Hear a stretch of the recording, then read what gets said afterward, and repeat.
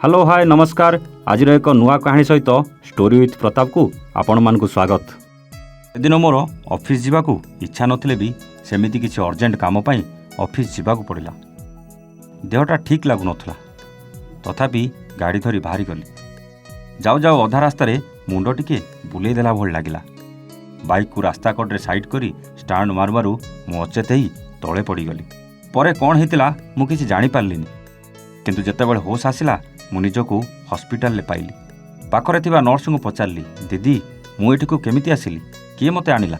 दीदी कहले, मु जानिनी, किए जणे झियो तुमको आनी एडमिट कर दे गले। तमे बेहोश थिलो, से अपेक्षा करी करी ए आधा घंटा हैला जाइछंती।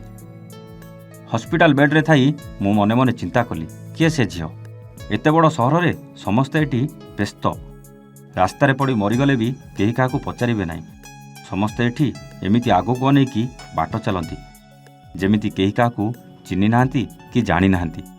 गोटे बिल्डिंग रे रहुतले भी गोटे परिवार अन्य परिवार को जानिबा जेमिति काहाकू दरकार पड़े नाही। समस्ते एठी टंका पछरे गोढ़ांती और राति हेले रेस्ट नबाकू घर को आसंती। एमिति रे मते ए शहर रे किए बा जानिछि? मो ऑफिस रे मोर केते जण सहकर्मी छड़ा मते तो केही जानी नाहांती। हेले किए से झियो मते सहानुभूति देखई डाक्तरखाना रे एडमिट करछि? से पुणी एते बड़ हॉस्पिटल ले। बहुत इच्छा होतला ता विषय जानिबाकू, किंतु केमिति जानिबी मते एते दुर्बल लागुतला जे मु बेड रु उठी पचारिबा स्थिति रे नथिली। किछि समय परे डाक्तर आसिले। मु पचारिली, सर मोर कोन हेछि? डाक्तर कहले, किछि नाही, बीपी हाई हो जाइछि, मेडिसिन लिखि देछि, ए सालाइन सरले तमे जाई पारो, टिके रेस्ट नेले ठीक हे जिवो। हेले मो बाइक कोउठी अछि? मते एठी किए आनिला? एसबू प्रश्नर उत्तर जानिबा पई काहाकू पचारले पाइबी। किछि समय परे मते डिस्चार्ज करदेले। मु काउंटर को बिल देबा गली। सेठी मते जणे मो बाइक चाबी देई कहले, तम बाइक टाउन थाना रे अछि, नै जिवे, ए नियंतु आपनक रिपोर्ट। एथरे मेडिसिन लेखा आइछि। मु पचारली, बिल केते हिछि? से कहले 10,000। मु एते टंका सुनी टिके चमकी पड़िली। भाबिली एते बड़ हॉस्पिटल ले ए बिल किछि नुहे। पैसा देबाकू पर्स रु एटीएम कार्ड खोलिली। से कहले, नाई सार आपनक बिल पेमेंट हो सारी। मु पचारली, किए कला? से कहले, आपन को जे एडमिशन करथिले से सबू पेमेंट कर दैछंती। मते टिके शॉक लागिला, किए से झियो मते हॉस्पिटल ले एडमिशन कला, पुणी मो बिल देई कुआडे चली गला? मते जेमिति गोटे मिराकल भल लागुतला। बाहर को आसिली आ ऑटो धरी रूम को बाहरली। छुट्टी पाई ऑफिस को गोटे मेल करदेली। रूम पहुंची जेते शोइबा को चेष्टा करुथुली निद आसुनथुला। आखि बंद कले खाली से झियो कथा मने पड़ुथला। परदिन टिके सुस्थ लागुतला, तेणु ऑफिस जावाकू बाहरली।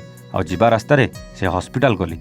बहुत रिक्वेस्ट कली टिके सीसीटीवी देखेबाकू, जानिबाकू चाहूतुली किए मते एठिके आनिथिले। शेषरे हॉस्पिटल कर्तृपक्ष मो रिक्वेस्ट रखी मते वीडियो देखाइले। मु से झियो को देखी काबा हो गली। काहाकू किछि न कही चुपचाप बाहर को आसिली।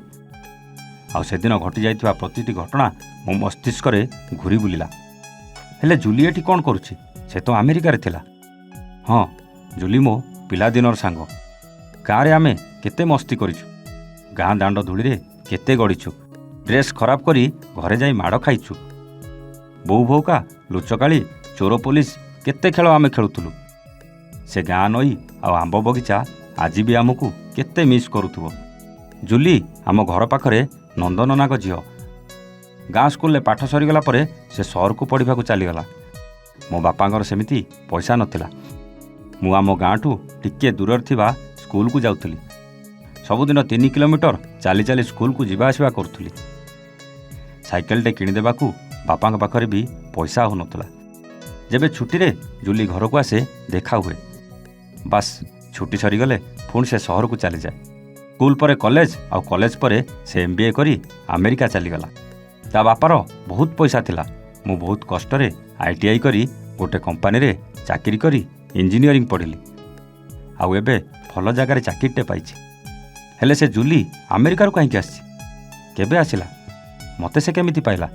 एमिति प्रश्न भितरे आउ गोटे प्रश्न मो मन को आसुतला, ता सहित देखा हबो केमिति? या भितरे मु ऑफिस पहुंच सारी। ऑफिस बॉय आसी कहला, नुआ सीईओ कालीठू जॉइन करचंदी, तमको खोजुचंदी। मु टिके डरीगली। भाबिली काली ऑफिस आसी नथिली, कौन कहिबे कि? डरी डरी चेम्बर भितर गली। ସାମ୍ନାରେ ବସିଥିବା ଝିଅକୁ ଦେଖି ଚମକି ପଡ଼ିଲି। ଆରେ ଆମ ନୂଆ ସିଇଓ ଆଉ କେହି ନୁହେଁ, ସେ ଥିଲା ଜୁଲି। କାଲି ଅଫିସ୍ ଯିବା ରାସ୍ତାରେ ମୋତେ ଦେଖି ମୋ ପିଛା କରୁଥିଲା, ହେଲେ ଏମିତି ଘଟଣା ଘଟିଯିବ ସେ ଜାଣିନଥିଲା। ମୁଁ ପଚାରିଲି, ଆରେ ଆପଣ ଆମେରିକା ଛାଡ଼ି ଏଠି? ସେ କହିଲା, ଏ ହେଲୋ ମିଷ୍ଟର ସୁକୁଟା, ମୋତେ ଆପଣ ନୁହେଁ ତମେ ନହେଲେ ତୁ ଡାକିଲେ ଚଳିବ, କିନ୍ତୁ ସମସ୍ତଙ୍କ ସାମ୍ନାରେ ଆପଣ ଡାକିବ, ନହେଲେ ମୋ ଇଜ୍ଜତ ଚାଲିଯିବ। ହସି ହସି କହିଲା ଜୁଲି, ଆଉ ମୁଁ ବି ତା କଥା ଶୁଣି ହସୁଥିଲି। ମୋତେ ପିଲାବେଳେ ଏମିତି ସୁକୁଟା, ହଗୁରା କେତେ ନାଁ ଧରି ଚିଡ଼ଉଥିଲା। ମୁଁ ପଚାରିଲି, ମୋ ପ୍ରଶ୍ନର ଉତ୍ତର ଦେଲେ ନାହିଁ। ସେ କହିଲା, ମୁଁ ଆମେରିକାରେ ଥିଲେ ତମ ସହିତ କ'ଣ ଦେଖା ହେଇପାରିଥାନ୍ତା, ସେଥିପାଇଁ ପଳେଇ ଆସିଲି। ତମକୁ ଛାଡ଼ି ମୁଁ କ'ଣ କେବେ ବଡ଼ ସ୍ୱପ୍ନ ଦେଖିପାରିବି? ଗୋଟେ କଥା କହିବି, ତମେ ରଖିବ? ତାର ସେ ତୁରୁ ତମେ ଡାକଟା ମୋତେ ଭାରି ଅଖାଡ଼ୁଆ ଲାଗୁଥିଲା। ତଥାପି କହିଲି, ହଁ ରଖିବି, କହ। ଜୁଲି ମୋ ପାଖ ଘୁଞ୍ଚି ଆସି ନରମ ଆଖିରେ ଆଖି ମିଶେଇ କହିଲା, ସାରା ଜୀବନ ମୋ ସାଥ ଦେବାକୁ ଜୀବନସାଥୀ ହେଇପାରିବ? ହଠାତ୍ ଜୁଲି ପାଟିରୁ ଏମିତି କଥା ଶୁଣି ମୁଁ ଟିକେ ଆବାକ୍ ହେଇଗଲି। ଆଉ ଥରଥର କଣ୍ଠରେ କହିଲି, ଏ କ'ଣ କହୁଛ ଜୁଲି? ଜୁଲି କହିଲା, ହଁ ପ୍ରକାଶ, ମୁଁ ତମ ଛଡ଼ା ଆଉ କାହାକୁ ନେଇ ସ୍ୱପ୍ନ ଦେଖିପାରିବିନି। ସେ ପିଲାଦିନର ସ୍ମୃତି ଆଜି ବି ମୋ ଆଖିରେ ନାଚି ଯାଉଛି। ସେଥିପାଇଁ ଆମେରିକା ଛାଡ଼ି ଏଠିକି ପଳେଇ ଆସିଲି। ହସ ହସ ଓଠରେ ମୁଁ ଚାହିଁଥିଲି ଜୁଲିର ସେ ହାଲକା ଲିପଷ୍ଟିକ୍ ଲଗା ଓଠକୁ, ଆଉ ଶୁଣୁଥିଲି ତାର ସେ ପ୍ରେମଭରା କଥାକୁ, ଆଉ ଭାବୁଥିଲି କେତେ ଭାଗ୍ୟବାନ ମୁଁ, ଜୁଲି ଭଳି ଝିଅକୁ ଜୀବନସାଥୀ କରିବାକୁ ନିଜେ ଜୁଲି ମୋତେ ପ୍ରସ୍ତାବ ଦେଉଛି।